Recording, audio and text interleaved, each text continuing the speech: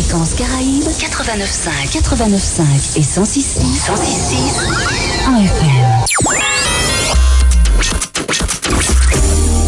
À vos droits, votre nouvelle émission de conseil juridique et d'information présentée par Bill avec la collaboration de Maître Ingrid Raspail. À vos droits, c'est tous les 2e et 4e mercredis du mois de 11h à 12h sur Radio Fréquence Caraïbes. Vous pouvez poser vos questions au 0596 78 02 03. Alors prenez vos droits en main à l'écoute de votre nouvelle émission les 2e et 4e mercredis du mois de 11h à 12h. Gardez l'écoute.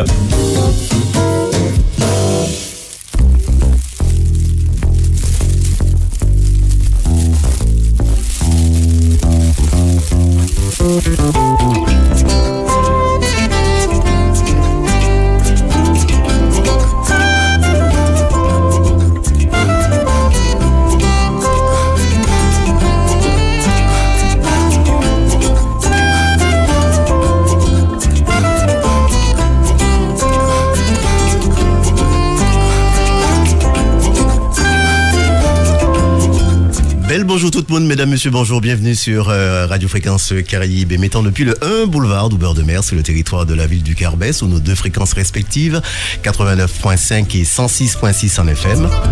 Sans oublier bien évidemment le www.rfc.com.fr et nos réseaux sociaux, Instagram, Facebook et notre page web. Bienvenue donc comme tous les 2e et donc 4e mercredis du mois. Donc nous avons donc notre nouvelle émission juridique avec Maître Ingrid Raspail, que je vous rappelle, et que son cabinet se trouve à Saint-Pierre, donc proche de chez vous. Et donc à chaque émission nous choisissons un thème et donc nous allons donc parler aujourd'hui donc des troubles anormaux du voisinage. On va de ce pas saluer Maître Raspail, venu d'ailleurs accompagner. Bonjour Maître. Bonjour à toutes et à tous. Bienvenue donc sur Fréquence Caraïbes. Donc nous entamons une nouvelle émission avec, je disais aujourd'hui, vous êtes accompagné donc pour ce thème d'aujourd'hui en tout cas. Je suis accompagnée en nombre de 3 stagiaires qui sont 3e du collège de la Délivrance de Morne-Rouge et qui ont souhaité effectuer un stage à mon cabinet et que j'ai le plaisir d'amener avec moi aujourd'hui pour découvrir une autre facette de mon travail, c'est informer, conseiller. Voilà. Donc il y a Inès, Ingrid comme moi-même et Lina, voilà. Très bien, merci, bienvenue mesdemoiselles donc au studio de Radio Fréquence Caraïbes. Voilà, vous pouvez vous saluer. Donc Maître Raspail, alors je rappelle que vous pouvez, chers auditeurs et auditrices, participer, vous faites le 05 96 78 donc 02 03 ou le 06 96 26 04 60. Maître, donc on va parler, c'est vrai, de trucs parfois qui est désagréable, donc les troubles anormaux du voisinage, ça arrive tout le temps. Et j'ai envie de dire, que fait la justice et et pourtant il y a du travail, quoi, c'est-à-dire. Que fait la justice? On le verra en toute fin d'émission, mais c'est vrai que j'ai choisi ce thème parce que j'ai constaté qu'il y a beaucoup de personnes qui se plaignent de leurs voisins pour tout et rien, voilà, pour des choses importantes ou moins importantes, mais ça reste quand même vécu comme un trouble pour la personne qui se dit victime de... Voilà. Donc on verra dans cette émission les troubles anormaux, puisque on part du principe que le trouble du voisinage est normal. C'est normal puisqu'on ne vit pas seul, et qu'il devient anormal lorsqu'il y a des dépassements en fait. Et c'est cela qu'on va étudier ce matin, les troubles anormaux de voisinage. Voilà. Très bien. On va donc commencer par ce qu'on appelle les bruits punissables. Oui. Donc... Maître, pouvez-vous nous dire quels sont les bruits punissables? Alors, les bruits punissables sont les bruits de comportement, déjà. Le bruit du comportement, et c'est le bruit généré par celui d'une personne ou d'un animal qui cause des nuisances sonores. Ils peuvent être sanctionnés dès lors qu'ils constituent un trouble anormal, se manifestant de jour ou de nuit. Voilà, donc les bruits punissables sont... lorsque l'individu, le locataire, le propriétaire de logement crie, ça peut être des cris, ça peut être aussi marcher à talons dans l'appartement, puisque le plancher de mon appartement, c'est le plafond de mon voisin, donc marcher à talons, c'est gênant pour celui qui vit en dessous. Chanter à tue-tête, mettre la musique trop fort, faire des fêtes, qui durent dans le temps de la journée et qui gênent le voisin. Donc tous ces bruits sont appelés des bruits de comportement de l'individu. Donc il y a aussi les bruits de comportement provoqués par celui des choses, instruments de musique. Mais effectivement, si je joue de la batterie dans un appartement ou même une maison, ça peut gêner le voisin.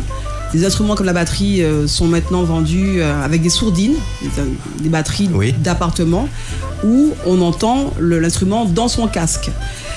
On peut jouer du piano aussi en branchant un casque pour entendre soi-même jouer sans que le voisin nous entende. Donc il y a des moyens quand même de jouer de l'instrument sans gêner les voisins. Donc chaîne hi-fi, téléviseur, outils de bricolage, feux d'artifice, pétards, pompes à chaleur, voilà, groupe électrogène aussi. Tout ce qui est généré par un appareil. On peut dire tout instrument, en fait, tout qui génère du bruit. Du bruit. Du bruit, voilà. Et il faut quand même qu'il y ait une notion de durée. Parce que c'est sûr que si je pousse un cri comme ça, ponctuel, inopiné, ce n'est pas un trouble anormal. Oui. Maintenant, si le voisin a l'habitude de crier du matin au soir, tous les jours, oui, là, c'est un trouble anormal. Cette durée-là, elle est définie ou c'est quelque chose de... Elle est pas forcément définie, simplement la victime de ce trouble anormal de comportement doit pouvoir apporter la preuve que les cris sont répétés et causent un trouble anormal. D'accord, très bien. Pour ça, il faut peut-être faire venir un huissier, qu'on appelle maintenant un commissaire de justice. Voilà, donc bien sûr, on est en droit, il faut toujours apporter la preuve de ce que l'on subit. Le bruit punissable peut être aussi un bruit causé par un animal. Oui. Le premier auquel on pense sont les chiens, les aboiements des chiens. Alors c'est sûr que c'est difficile de faire taire son chien, mais n'empêche que l'aboiement d'un chien quotidien, dans la journée, tous les jours, c'est un trouble anormal de voisinage. Voilà, donc malheureusement, il y a des voisins en Martinique plus ou moins malveillants règlent leur problème tout seuls en donnant une petite saucisse au chien pour arrêter les aboiements. Voilà, donc, malheureusement. Mais c'est un bruit punissable. On parle aussi de coq, c'était à la mode. Oui, il y a eu d'ailleurs des procès. Des procès. Alors, certains coqs ont gagné, d'autres ont perdu. Mais l'environnement aussi du coq fait que le trouble sera anormal si on se trouve, je prends un exemple, dans un lotissement résidentiel où il peut y avoir un règlement de lotissement où les animaux de ce type sont interdits. Avoir un coq, déjà c'est interdit par le règlement, mais en plus s'il fait du bruit, ce sera un trouble anormal. Mais si vous avez des coqs à la campagne, non, ce n'est pas anormal d'avoir un coq à la campagne, d'avoir un poulailler. Donc tout dépend de là où l'animal se trouve. Le trouble anormal sera en fonction de l'environnement, en fait, d'où vient le bruit. D'accord. Très bien, donc on parlait donc des trois thèmes, donc l'individu, l'instrument et puis évidemment donc l'animal. Les animaux, voilà. Donc, lorsque ces bruits sont commis la journée, on parle de troubles anormaux diurnes. D'accord. Voilà. Il y a aussi d'autres troubles commis à un autre moment. Maître Raspail, pouvez-vous nous dire qu'est-ce qu'un tapage nocturne ? Voilà, justement, le tapage nocturne, c'est le bruit, le trouble anormal de nuit. Voilà. Donc, effectivement, la nuit, on doit faire encore moins de bruit que durant la journée. Effectivement, dans le silence, les bruits ressortent plus, donc ils sont plus troublants que ceux de jour. Donc, il n'y a pas d'heure précise pour définir le tapage nocturne, mais on considère que après 22 heures en général, après 22 heures, le bruit qui se fait la nuit et qui dépasse, qui gêne en fait le voisin, c'est un tapage nocturne. On dit du coucher du soleil au lever du soleil, c'est la nuit. Et dans cet espace-temps, le bruit gênant le voisin est un tapage nocturne. Donc les mêmes bruits, à savoir le bruit de l'individu, le bruit d'une chose, instrument de musique, chien, hi-fi, etc. Une fête, ou l'animal aussi, un coq qui chante la nuit, ça arrive, c'est très gênant, même à la campagne. Et les chiens qui aboient en pleine nuit, voilà. Donc les mêmes bruits punissables de jour sont ceux qui causent le tapage nocturne, et on considère qu'il y a tapage du coucher au lever du soleil. Très bien. Voilà. Alors, il y a aussi du tapage nocturne, donc l'auteur est conscient du trouble qu'il engendre. Oui. Pour considérer qu'il y a tapage nocturne, l'auteur du trouble doit, j'ai envie de dire, le faire exprès. Enfin, en tout cas, il doit avoir conscience que mettre la musique à un volume, au même volume que celui de la journée, par exemple, fort, c'est un trouble anormal des voisinages. La journée, je prends un exemple, on met la musique un peu fort parce qu'on sait que les voisins ne sont pas là, ils travaillent, donc ça ne gêne personne. Mais le soir, je mets la musique au même volume que la journée, les voisins dorment, je sais que je gêne. Donc je sais que je cause un trouble anormal de voisinage. Et si je ne fais rien pour respecter la gêne occasionnée, alors à ce moment-là, on est bien conscient qu'on le fait, qu'on trouble le voisin et qu'on le fait exprès.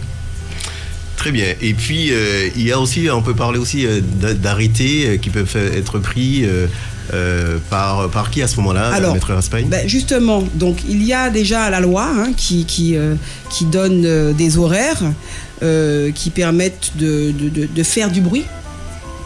Et il y a les arrêtés préfectoraux et municipaux. Chaque préfet peut prendre un arrêté qui spécifique à son département. Et puis le maire de chaque commune peut aussi prendre un arrêté municipal par rapport aux spécificités de sa commune. Voilà. Donc les horaires peuvent varier d'une commune à une autre, d'un département à un autre. Et s'il n'y a pas d'arrêtés préfectoraux ou municipaux, c'est la loi qui va régir les horaires où on peut faire du bruit. Très bien. On sait aussi que parfois le réflexe de voisin qui est ennuyé, c'est d'appeler parfois la gendarmerie ou la police. Mais c'est pas le premier réflexe qu'il faut avoir. Je verrai par la suite. D'accord. Effectivement que il faut d'abord quand même se rendre chez l'auteur du bruit et lui faire prendre conscience qu'il est gênant. Mais nous avons fait des petites recherches ce matin avec mes stagiaires pour savoir quels étaient les horaires propres aux communes de Saint-Pierre, Morne-Rouge et Carbet. Et à défaut d'arrêter, nous avons également fait des recherches sur les horaires où nous pouvons faire du bruit. Alors, c'est Inès qui va prendre la parole et qui va vous dire quels sont les horaires prévus par la loi pour pouvoir faire du bruit. Très bien. Je rappelle, chers auditeurs, le temps qu'Inès s'installe, vous pouvez donc participer à l'émission en appelant donc au 05 96 78 02 03 ou 06 96 26 04 60. Inès. Donc, le bruit est toléré en plein jour du lundi au vendredi de 8h30 à midi et de 14h à 19h. Le samedi de 9h à midi et de 15h à 19h. Le dimanche et les jours fériés de 10h à midi. Voilà, c'est ça. Donc en fait, ce sont un petit peu des horaires de bureau avec un petit dépassement en soirée jusqu'à 19h, puisque quand même, effectivement, si on travaille le temps de rentrer et qu'on veut faire une petite réparation, un petit coup de marteau, on a le droit de le faire jusqu'à 19h. Voilà. Et au-delà, on va rentrer dans le tapage nocturne. Donc, ces horaires-là sont ceux qui s'appliquent à toute la France. Et si votre maire décide de dire autrement, de faire autrement, il faut se référer à sa mairie pour pouvoir vérifier si j'ai le droit de passer le souffleur le dimanche matin avant 10h. Puisqu'effectivement, le soleil se lève tôt ici en Martinique, la vie commence plus tôt, donc on peut s'imaginer que des arrêtés municipaux se sont adaptés à notre mode de vie. Et donc nous avons appelé la mairie du Morne-Rouge ce matin et Lina va nous dire ce que le Morne-Rouge... Est-ce que le Morne-Rouge a pris un arrêté municipal? Le Morne-Rouge n'a pas pris d'arrêté municipal. Parle bien en face du micro. Non, le Morne Rouge n'a pas pris d'arrêté municipal. Alors qu'est-ce qu'il applique alors le Morne Rouge? Enfin, qu'est-ce qu'elle applique cette commune? La loi qu'Inès vient de... Voilà. Donc on a appelé le Carbet, le Morne Rouge, Saint-Pierre. Et il n'y a aucun arrêté municipal spécifique. Donc, ce qui veut dire que ce n'est pas obligatoire qu'un maire puisse prendre... Non, ce n'est pas obligatoire, ce qui signifie aussi que nos auditeurs doivent se conformer aux horaires qu'Inès a relevés, à savoir que le bruit, donc le bruit est toléré en plein jour, du lundi au vendredi de 8h30 à 12h et de 14h à 19h. Donc il y a une obligation de faire silence entre midi et 2, comme on dit. Oui. Et le samedi, la pause sieste est plus longue, c'est entre 12 et 15 heures. Silence. Et les jours fériés, silence entre 8 heures et 10 heures. Et silence à partir de midi. Voilà. Donc c'est un peu, plutôt que d'avoir à dire quand on peut faire du bruit, le silence, c'est plus simple. Silence entre 12 et 14 en semaine et après 19 heures. Et le week-end, avant 10 heures et après midi. Voilà. Très bien, donc on en parle de problèmes de troubles de voisinage, hein, donc les risques anormaux avec, je rappelle, Maître Raspail d'émission À vos droits. Et vous pouvez donc, je rappelle, mesdames, messieurs, participer si vous souhaitez pour un témoignage, hein, simplement une question. Deux numéros de téléphone, l'un fixe 05 96 78 0203 ou 06 96 26 04 60. On continue, Maître, à parler donc de ce thème du jour. Oui, donc effectivement, tout à l'heure, vous avez abordé le problème. Quand on est victime, est-ce qu'on doit appeler tout de suite les gendarmes? Et à cela, je laisse Lina, la stagiaire, vous poser une question précisément sur ce sujet. Maître Raspail, pouvez-vous nous dire que faut-il faire lorsque l'on est victime d'un trouble anormal? Alors, les démarches préalables. Donc, il faut déjà... Alors il y a un cas particulier. Lorsque le logement fait partie d'une copropriété, hein, il est utile de vérifier le règlement de copropriété déjà. Hein, lorsque c'est un appartement qui est dans une copropriété, il faut regarder ce que dit le règlement de copropriété. Parce que lui aussi, il peut venir remplacer, se substituer à la loi, à l'arrêté municipal, préfectoral, parce qu'on a décidé entre copropriétaires qu'il n'y aura pas de travaux le samedi, par exemple, de 14h, de 12h à 16h, par exemple. D'accord ? Donc, on peut ajouter à la loi, dès lors qu'on a décidé ensemble, voter plutôt, d'autres dispositions pour faire du bruit. Donc, déjà, quand on est copropriétaire d'un appartement, il faut vérifier le règlement de copropriété et vérifier ce qu'il dit. Et puis donc vérifier effectivement si le voisin ne respecte pas ce règlement. Il faut avertir le syndic de copropriété. Le syndic est notamment en charge de faire appliquer ce règlement. Donc le voisin va se voir se faire remonter les bretelles par le syndic de copropriété, qui va lui rappeler le règlement de copropriété et lui dire de l'appliquer. Voilà. Donc, c'est un document qui est signé ou bien c'est juste une connaissance? Le règlement de copropriété, lorsqu'on achète un bien, un appartement, on a normalement accès au règlement de copropriété. D'accord. C'est le notaire qui le remet. Très bien. Ou alors, on demande au syndic et on prend connaissance de ce qui est possible ou pas de faire dans la copropriété. Donc, si on est locataire de l'appartement, il faut d'abord s'adresser au propriétaire de l'appartement, d'accord ? Pour que lui, ensuite, s'adresse au syndic de copropriété. Voilà. Donc, si on est copropriétaire, on s'adresse directement au syndic. Si on ne l'est pas, on demande au propriétaire de s'adresser au syndic. Voilà. Donc, après avoir vérifié le règlement de copropriété, on vérifie effectivement s'il y a un arrêté municipal ou préfectoral. Et puis, à défaut, on applique la loi et les horaires qu'on a cités tout à l'heure. Donc, première chose, c'est ça. Vérifier s'il y a un arrêté, un règlement de copropriété. Informer le syndic ou le propriétaire. Ensuite, informer l'auteur du bruit, de la gêne qui l'occasionne. Donc, bon, effectivement, avant d'envoyer un courrier recommandé à l'accusé de réception, on va déjà frapper à sa porte. Ouais, on fait ça de façon orale. Oui, quand même, pour commencer. Oui. Faut pas qu'il ne va pas découvrir par la première fois dans sa boîte aux lettres que vous le gênez. Donc, déjà, lui dire, bon, s'il vous plaît, pouvez-vous baisser la musique, pouvez-vous enlever vos talons, pouvez-vous, voilà, sortir votre chien, bref. Donc, déjà, lui dire qu'il gêne. OK ? Donc, et puis, par-dessus ça, s'il continue, lui envoyer une lettre recommandée avec accusé de réception pour lui dire, voilà, tel jour, telle heure, à telle période, tel moment. Donc, énumérer, en fait, tous les troubles anormaux occasionnés pour lui dire de faire cesser, en fait, ces troubles. Voilà. Donc, si vous êtes locataire, il faut adresser ce courrier aussi en copie au propriétaire et dire aussi au propriétaire dans un autre courrier que son locataire pose problème, cause des troubles anormaux de voisinage et de bien vouloir le rappeler à l'ordre. D'accord. Voilà. Parce que il faut savoir quand même que le propriétaire d'un appartement est responsable de son locataire et des troubles qu'il cause à ses voisins.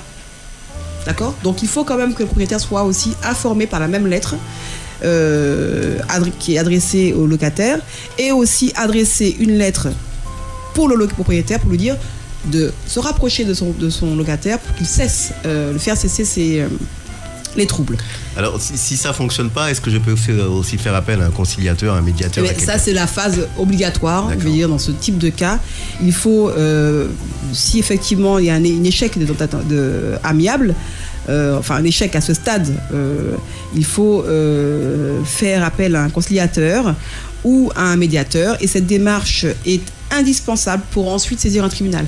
Si vous n'avez pas fait appel à un conciliateur, vous ne pourrez pas saisir le tribunal. Parce que lui, il fera un constat, je suppose, il fera... déjà, son travail, c'est d'éviter que l'affaire arrive au tribunal, pour désengorger un petit peu les tribunaux voilà. Il vaut mieux, je pense, essayer de régler la chose via un conciliateur, plutôt que d'attendre 1 an ou 2 ans qu'une décision soit rendue pour condamner quelqu'un à arrêter de causer un trouble. Maintenant, si cette démarche n'est pas faite, le tribunal se dira incompétent dans la mesure où vous n'avez pas essayé de régler la chose avec un conciliateur. Et si ça a été fait et que ça n'a pas fonctionné, à ce moment-là, le tribunal est compétent, il va statuer sur la situation. Voilà. Très bien. On peut aussi faire appel maintenant, quand ça a changé de nom, ça s'appelle les commissaires de justice. Oui, effectivement. Anciennement appelé huissier de justice. Oui. Donc, quand vous avez l'intention de saisir le tribunal, dire simplement dans l'assignation, mon voisin a un chien qui aboie du matin au soir, 7 jours sur 7, ce n'est pas suffisant. Le tribunal n'a pas d'oreille chez vous pour vérifier que ce que vous dites est vrai.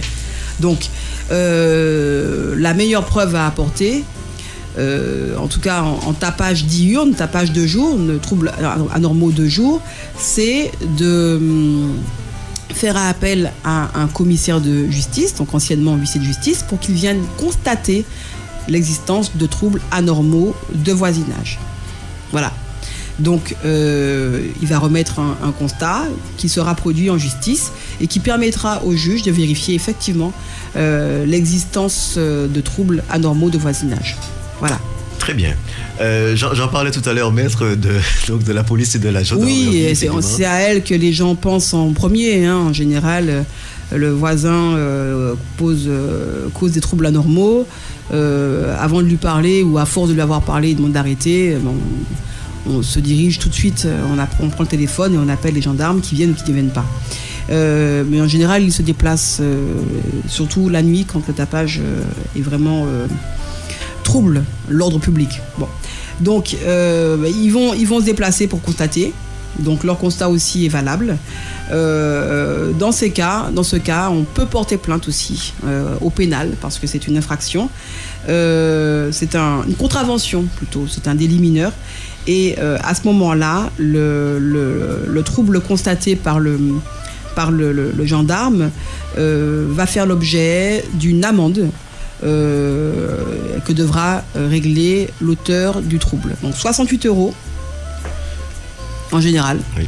Et payable immédiatement dans les 45 jours. Au-delà de 45 jours, suivant le constat de l'infraction, l'amende passe à 180 €. Oui. Au-delà de 45 jours. Donc il y a une majoration, comme toutes les contraventions. Oui, effectivement. Voilà. Et puis aussi, l'auteur du trouble peut se voir confisquer la chose qui a servi ou était destinée à commettre l'infraction ou la chose qui en est le produit. Donc si c'est, par exemple, je pense pas que les gendarmes vont saisir un chien qui aboie, mais si c'est un souffleur, je prends l'exemple, un souffleur ou une tondeuse, une débroussailleuse qui fait du bruit, bon, ça peut être saisi. Bon, en général, ils ne vont pas jusque-là. Voilà, c'est pas appliqué forcément, ça. D'accord. Mais c'est une possibilité. Très bien. Est-ce qu'une personne peut être perturbée, en tout cas, par plusieurs menaces, plusieurs insultes, et qu'est-ce qu'il doit faire dans ces cas-là? Alors, donc, la question, c'est si le voisin réplique. Voilà. Non, mais est-ce qu'une personne est victime de multiples menaces? La personne qui est victime de troubles anormaux et qui fait savoir à son voisin qu'il le gêne. C'est-à-dire en plusieurs fois, c'est-à-dire c'est pas qu'une fois, mais... à ce moment-là, oui, c'est du harcèlement. Oui. C'est du harcèlement. Si, donc ça tombe sur notre coup. Ah, c'est une autre infraction. Okay. Si le voisin qui commet le trouble de voisinage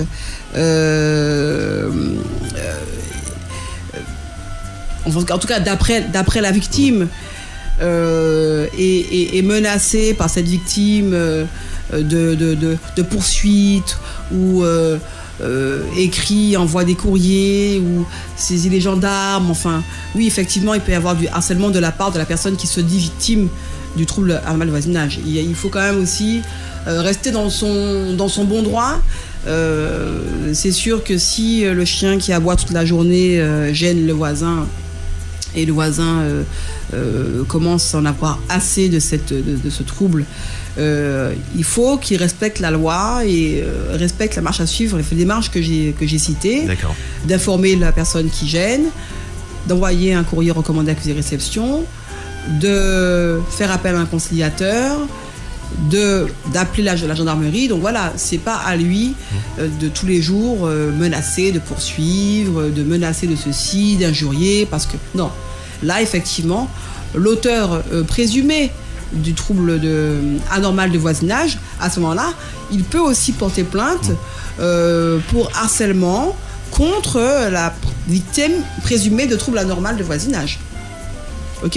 Il ne faut pas non plus basculer dans le harcèlement contre l'auteur du trouble de voisinage. D'accord, très bien. Il peut arriver aussi que, je suppose, maître, qu'il peut avoir ce qu'on appelle des dénonciations calomnieuses. C'est-à-dire, on appelle et puis effectivement, il n'y a pas grand-chose, quoi. Il n'y a pas grand-chose. Ou c'est vrai que la sensibilité, elle est à... Chacun a sa sensibilité au bruit, chacun a sa sensibilité... Bon, voilà. C'est vrai que ça peut être des appels malveillants, des dénonciations... Et c'est là effectivement qu'on peut aussi rentrer dans l'infraction de harcèlement parce que le voisin veut nuire tout simplement à l'autre en faisant croire qu'il commet une infraction de trouble anormal de voisinage. Très bien. Enfin, une infraction, qu'il commet un trouble anormal de voisinage, pas une infraction. Et la personne peut risquer gros en faisant ça aussi. Ah bah oui, parce que si vous voulez, déjà on dérange la justice, on fait venir des gendarmes alors qu'il n'y a rien.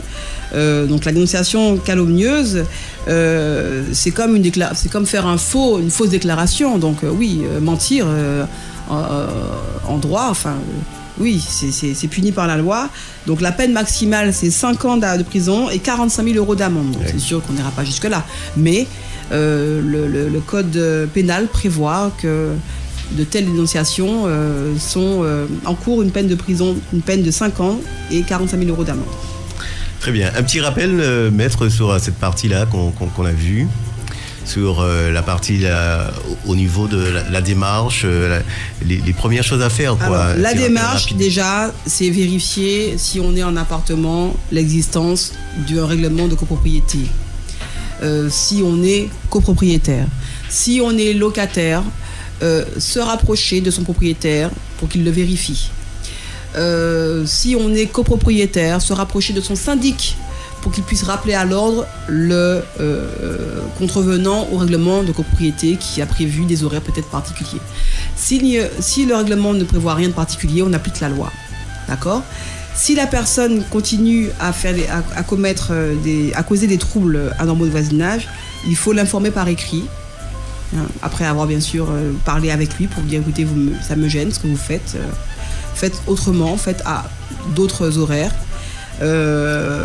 Si toujours ça ne passe pas, on n'avance pas dans un règlement, il faut à ce moment-là faire appel à un conciliateur de justice qui est la démarche préalable à la saisine du tribunal. Si on n'a pas essayé de régler ça avec un médiateur, un conciliateur, on ne peut pas saisir le tribunal. Et si ça ne marche pas avec le conciliateur, on saisit le tribunal. Mais il faut rapporter la preuve que des troubles anormaux sont causés par telle personne. Et la meilleure des preuves, effectivement, c'est d'avoir fait constater par huissier l'existence de troubles. Simplement, oui. J'oubliais juste de dire que si vous pouvez aussi être gêné par des troubles olfactifs. Oui. Ça fait partie des bruits de comportement, des troubles de comportement. Ça peut être la cuisine d'un voisin ou d'un restaurant, ou ça peut être une fosse septique qui n'est pas aux normes et qui dégage des odeurs nauséabondes. Donc les troubles olfactifs sont pris en compte aussi des troubles anormaux de voisinage. Et l'huissier aussi devra venir sentir avec son nez et dire effectivement je constate des odeurs nauséabondes à tel endroit, à telle distance. Et pour les nuisances sonores, l'huissier viendra avec un appareil qui va mesurer les décibels. Voilà, donc c'est ça. Donc les nuisances olfactives sont des troubles anormaux de voisinage. Très bien. Peut-être une porcherie à côté de chez soi, un poulailler mal entretenu. Oui, tout ça, ça gêne et ça peut être constaté et faire l'objet d'une procédure si rien n'est fait pour faire cesser le trouble olfactif. Très bien. À vos droits avec Maître Raspail et avec aussi les stagiaires qui sont là. On va maintenant parler, Maître, de troubles. On parle toujours de troubles anormaux, mais tout ce qui touche à l'activité professionnelle. Oui, ben voilà, c'est ça. Donc j'ai fait une petite transition avec les odeurs, les troubles olfactifs. Qui peuvent être causés par des restaurants. Vous savez, à côté des restaurants, il y a des cheminées faites pour évacuer les odeurs qui peuvent s'évacuer sous la fenêtre de quelqu'un et qui a les odeurs de friture, les odeurs de nourriture constamment et qui peut être gêné. En tout cas, ça cause un trouble anormal. Alors après, il y a des gens qui vont supporter et d'autres non. Le fait est qu'il faut effectivement sentir que ça gêne pour être considéré comme un trouble anormal de voisinage. Si ça ne gêne pas, ce n'est pas un trouble. Voilà. Mais objectivement, avoir sous sa fenêtre de sa chambre la cheminée du restaurant d'à côté, se réveiller avec l'odeur de la nourriture, des fritures, etc., c'est un trouble. Très bien. D'accord. Donc, les propriétaires de sociétés, d'activités professionnelles, de chantiers, de bars, de restaurants, de discothèques, sont des personnes qui, par définition, vont causer des troubles anormaux de voisinage. Mais elles sont autorisées à le faire sous peine quand même, en respectant quand même la loi, quoi. La loi s'applique aussi aux restaurants, aux bars et aux discothèques en termes de tapage, de volume peut-être de décibels. Donc voilà, c'est pas les mêmes que les particuliers, mais ils sont quand même soumis à la loi. Oui, parce qu'il peut y avoir aussi dans les restaurants de la musique ou des soirées, etc. Et on a déjà vu des troubles comme ça, effectivement. Ben oui, mais malheureusement pour le voisin, il va devoir supporter parce que la discothèque, en même temps, une discothèque est censée être insonorisée. Oui. Donc une discothèque n'est pas censée gêner forcément. Mais au sortir de discothèque, les clients restent sur le trottoir, ils parlent, ils boivent, ils chantent, ils dansent, ils continuent à sortir sur le trottoir. Oui, là c'est un trouble anormal de voisinage dont est responsable la discothèque parce qu'elle doit pouvoir faire évacuer le trottoir après la sortie de sa discothèque. Très bien. À vos droits avec Maître Raspail, on continue. Donc, Maître Raspail accompagné, je rappelle aujourd'hui, donc de stagiaires. Et on continue donc à parler donc des troubles anormaux de voisinage. Maître Raspail. Rapproche-toi du micro. Maître Raspail, pouvez-vous nous dire que faire en cas de gêne liée au bruit? C'est pareil, c'est les mêmes démarches que celles qu'on vient de voir tout à l'heure. Bruit, odeur. Et là, je vais juste faire une petite précision sur les bruits d'activité professionnelle, mais il n'y a pas que les bruits d'activité professionnelle, il y a aussi, je prends l'exemple d'un cas précis, d'un chantier qui a lieu, un gros chantier de démolition et de construction, qui a lieu près de la maison d'habitation et qui, lorsque la démolition a lieu, crée des vibrations au sol. Bon, déjà gêne par le bruit, ça c'est évident, mais qui en plus fragilise la construction de votre maison. Et ça crée des fissures, ça crée une fragilisation de l'immeuble. On se demande s'il va tenir ou pas. Donc ce sont aussi des troubles anormaux de voisinage que les travaux d'un chantier près de son habitation peut causer. Fragiliser sa construction, créer des fissures. Donc c'est vrai que les troubles anormaux de voisinage sont vastes en fait. Tout peut être considéré comme un trouble anormal de voisinage dès lors que l'action de quelqu'un, d'une société, une activité, le bruit d'une chose, d'un animal cause un préjudice au voisin que je suis. C'est un trouble anormal de voisinage. Et dans tous les cas de troubles anormaux de voisinage, il faut toujours commencer par se rapprocher de l'autre. Bon, si c'est une société, il ne faut pas lui parler comme ça ou par téléphone. Il faut lui envoyer un courrier par lettre recommandée avec accusé-réception, au gérant de la société qui exploite une discothèque, qui exploite un restaurant, qui exploite le chantier de construction à côté de chez soi. Donc il faut toujours déjà l'informer du trouble, parce qu'il n'est pas censé savoir qu'il vous gêne, même si je pense qu'il s'en doute, et lui demander de faire cesser les nuisances. Déjà, donc envoi d'un courrier, premièrement. Ensuite, démarche obligatoire, recours amiable. Donc, si la gêne persiste, entamer une tentative de conciliation avec l'établissement, faisant appel à un conciliateur de justice. Okay. On peut trouver donc la liste de ces conciliateurs d'ailleurs sur le site servicepublic.fr, donc service-public.fr/particulier/vos droits. Donc, il y a la liste et on peut en trouver un peut-être en Martinique, voilà. À noter que c'est gratuit. Oui, c'est gratuit. La démarche est gratuite, mais obligatoire. Donc, autre démarche en cas de gêne, contacter la mairie pour vérifier effectivement s'il y a un arrêté qui permet ou pas de causer le trouble. Même s'il gêne le voisin, je peux être autorisé à le gêner. Donc l'arrêté permettra de vérifier si on est en contravention avec la loi ou pas. Et si on l'est, on risque de voir un gendarme arriver et présenter une contravention. Voilà. Donc on peut demander aussi au maire de faire cesser un bruit de voisinage causé par une société. On peut demander au maire, parce que c'est le maire qui a un peu la police de sa commune. Bien sûr. Donc c'est à lui aussi d'envoyer ses policiers municipaux et faire le travail de faire cesser Donc on peut demander au maire de faire cesser le bruit causé par la société. Et si l'exploitant de la société, de restaurant, je ne sais pas, ne respecte pas les sommations du maire de cesser les bruits, on peut demander au maire de faire intervenir la police municipale pour constater le trouble, un peu comme l'huissier vient constater. Oui, d'accord. Il va rendre un procès verbal pour indiquer effectivement qu'il a entendu, qu'il a vu, et son procès verbal fera foi. D'accord. Voilà.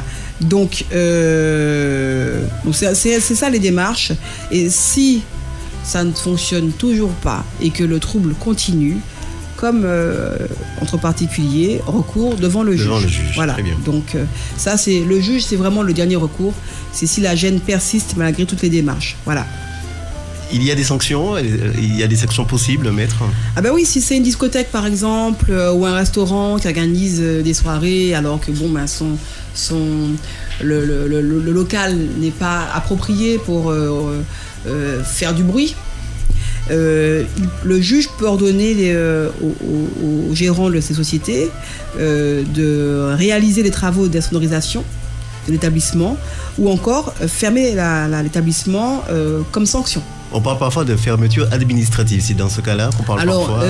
Non, elle n'est pas administrative parce que une fermeture administrative, elle est décidée par un préfet. D'accord, très bien. Ou par un tribunal administratif. Là, c'est une fermeture judiciaire. Très bien. Parce que c'est un juge judiciaire. Du tribunal judiciaire. Voilà, qui ordonne la fermeture comme une sanction pour non-respect de quelque chose. Très bien.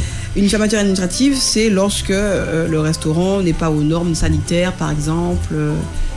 Voilà, ou alors n'a pas payé ses impôts. Enfin, c'est vraiment en infraction à quelque chose de public, d'ordre public. Très bien.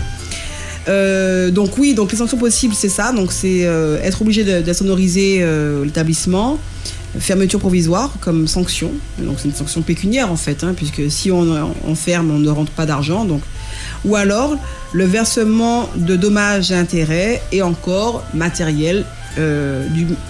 Confiscation du matériel ayant servi à commettre le bruit. Donc si le restaurant organise une soirée avec une chaîne hi-fi, enfin bon, des baffes, etc., donc le tribunal peut ordonner que soit confisqué le matériel qui permet de causer le trouble. Très bien. Il nous reste donc quelques minutes à passer ensemble, mais avec Maître Raspail et ses stagiaires. Donc on parle actuellement de troubles anormaux de voisinage et on va donc terminer sur la partie maître concernant le propriétaire. Peut-il être responsable des nuisances causées par son locataire? Oui, alors, tout à l'heure je l'ai un petit peu abordé. C'est vrai que le propriétaire, s'il doit effectivement permettre à son locataire de jouir de logements paisiblement, il doit aussi veiller à ce que les voisins de son locataire jouissent aussi paisiblement de leur logement, c'est-à-dire empêcher que son locataire trouble cette jouissance. Voilà. Parce qu'il est responsable de toutes les personnes qui occupent son bien. Il est tenu de veiller à ce que son locataire ne cause pas de dégâts, ne cause pas de troubles. Il est responsable en quelque sorte. Alors bien sûr, le locataire qui cause un trouble anormal sera celui qui sera traduit en justice. Alors, comme on dit, l'expression responsable mais pas coupable. Je parle du propriétaire. C'est exactement. D'accord. Exactement. Il est responsable de son locataire, mais pas coupable. Mais il est responsable dans la mesure où on lui demande de tout mettre en œuvre pour que son locataire cesse. Ça signifie le mettre en demeure de cesser. Il peut être prévu dans le contrat de location de logement à usage d'habitation une clause résolutoire pour non-respect pour avoir causé un trouble anormal de voisinage. Voilà. Donc le propriétaire qui a prévu cette clause peut, si son locataire ne cesse pas de causer des troubles anormaux de voisinage, résilier le bail au motif qu'il cause des troubles anormaux de voisinage. Et donc, si le bail prévoit cette clause, effectivement, le propriétaire est responsable s'il ne met pas cette clause en œuvre et maintient un locataire qui trouble les autres. Là, il est responsable. S'il n'y a pas cette clause prévue, il peut quand même demander au tribunal de résilier le bail au motif que cette personne cause des troubles anormaux de voisinage. Très bien. Voilà. Il y a donc des nuisances concernées. Des nuisances concernées par oui, c'est les nuisances le locataire sonore, c'est les bruits de comportement qu'on a vus au début de l'émission, des cris, la musique,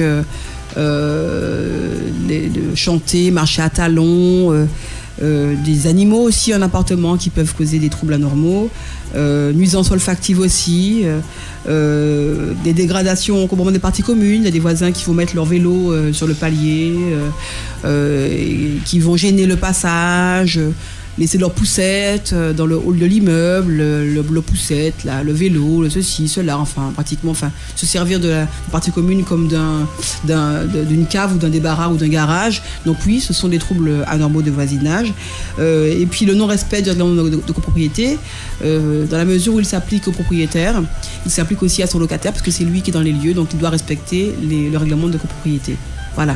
Donc ce sont les nuisances qui sont concernées. Bruit, comportement, et puis choses et animaux. Voilà. Très bien. Des informations concernant maintenant le propriétaire ? Oui, c'est-à-dire que le propriétaire, pour engager sa responsabilité quand même, il doit avoir été informé par la victime présumée du trouble anormal de voisinage. Enfin, je dis présumé parce que le trouble anormal, il est quand même subjectif. Il y a des gens qui ne vont pas supporter une odeur du matin au soir toute la journée. Il y a des gens qui ne vont même pas sentir, qui vont pas, ou ça ne va pas gêner. Il y a des gens qui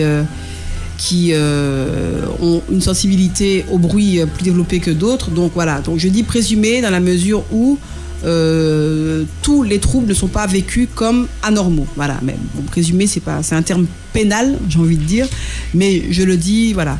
Donc celui qui estime plutôt être victime d'un trouble anormal de voisinage doit informer le propriétaire que son locataire cause des nuisances et les décrire, dire quel voisin et informer aussi le syndic. Voilà. Très bien. Il y a aussi la mise en demeure qui peut prendre forme d'un courrier toujours recommandé. Hein, Toujours, c'est la meilleure preuve en fait, le courrier recommandé. Un courrier simple, moi je pars du principe qu'il n'est jamais parti, jamais arrivé. Dès lors qu'on n'a pas la preuve qu'on a envoyé un courrier, il n'est pas parti. Juridiquement, il n'a pas de valeur. À moins que que l'autre reconnaisse avoir reçu. Maintenant, l'autre peut dire je ne l'ai pas reçu. Donc, la meilleure preuve qu'on a adressé un courrier à quelqu'un, c'est de l'adresser par lettre recommandée avec accusé réception. Donc, lorsqu'on met en demeure le propriétaire, il doit la mise en demeure doit quand même comporter la preuve de ces allégations. Ça peut être une pétition des voisins de l'immeuble qui dit effectivement votre locataire fait ci, ça, et puis c'est reconnu par les voisins de l'immeuble qui disent effectivement nous sommes victimes de ça, nous aussi. Donc ça peut être une pétition, des témoignages, donc des témoignages manuscrits par chaque personne qui vit le trouble anormal des voisinages. Ça peut être aussi par un constat d'huissier. Est-ce que mettre une vidéo peut être prise en compte ? Je filme un trouble. Oui, une vidéo peut servir de preuve, mais il faudra la faire retranscrire par un commissaire de justice. D'accord, très bien. On peut lui montrer comme ça, mais elle n'aura de valeur que lorsque un huissier de justice aura à certifier qu'il a vu cette vidéo et qu'elle se passe à tel endroit et qu'il a constaté telle chose. Très voilà. Bien. Donc, effectivement, le propriétaire doit être informé aussi si les gendarmes sont venus ou par la police municipale, par le procès verbal en cas de nuisance sonore. Donc, tous ces documents-là sont à envoyer au propriétaire pour qu'il puisse déjà être informé, mais qu'il puisse aussi être assuré de la véracité des faits causés par son locataire. Et c'est autant de documents que le propriétaire pourra utiliser lui-même pour pouvoir faire résilier le bail. Ça, c'est la partie d'action du propriétaire. Voilà. Vous en avez Oui, déjà parlé. Ça peut lui servir aussi. Ça peut, parce que là, on l'informe. Mais ce sont autant d'éléments qui pourront servir au propriétaire pour pouvoir faire expulser le locataire qui cause des troubles à son voisinage. D'accord. Et ça peut arriver que le propriétaire n'agisse pas. Oui, ça peut arriver, oui, ça peut arriver, mais le problème c'est que s'il ne fait rien alors qu'il a les moyens de le faire, les voisins ont une action directe contre le propriétaire de saisir le tribunal en condamnation du propriétaire en réparation du préjudice subi par son inertie. Parce qu'il faut démontrer que c'est parce qu'il n'a rien fait que le trouble s'est poursuivi.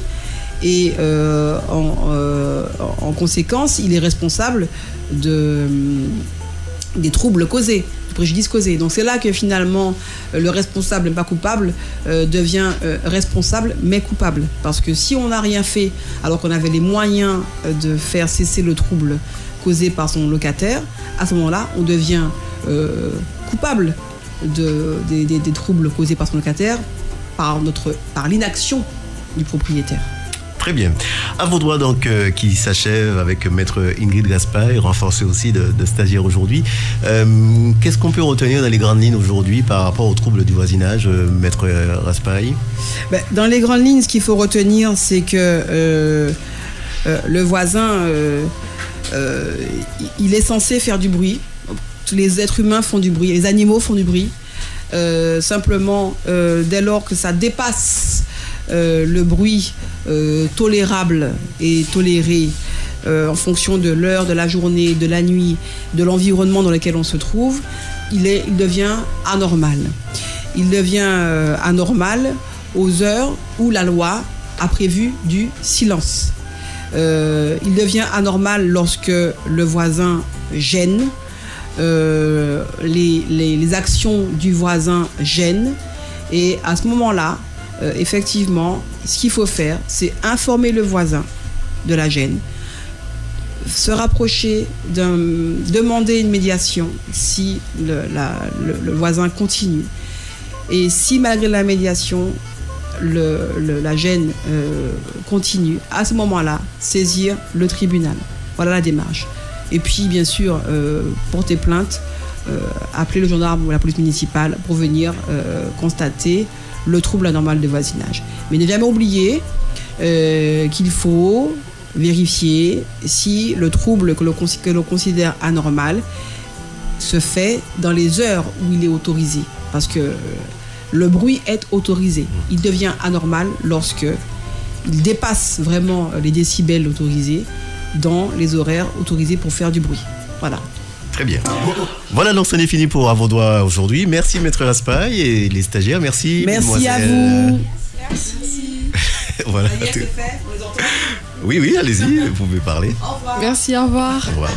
Voilà, donc je rappelle que maître Raspail se trouve à Saint-Pierre. Donc voilà pour votre émission À vos droits. On se retrouvera au début du mois de mars, puisqu'on va faire un petit peu l'impasse par rapport au carnaval. Bon appétit si vous passez à table, et à très très bientôt pour une nouvelle émission de À vos droits. Je vous donne rendez-vous d'ailleurs demain avec Pôle emploi pour Breaking News Pôle emploi à partir de 11h. À bientôt.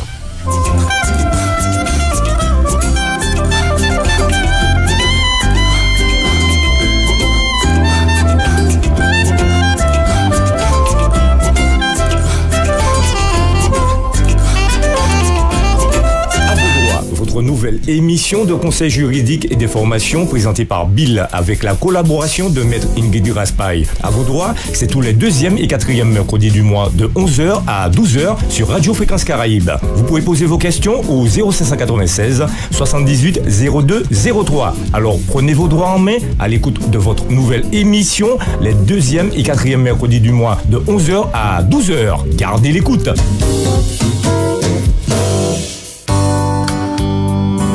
Fréquence Caraïbe, la radio de proximité toujours plus proche de ses auditeurs.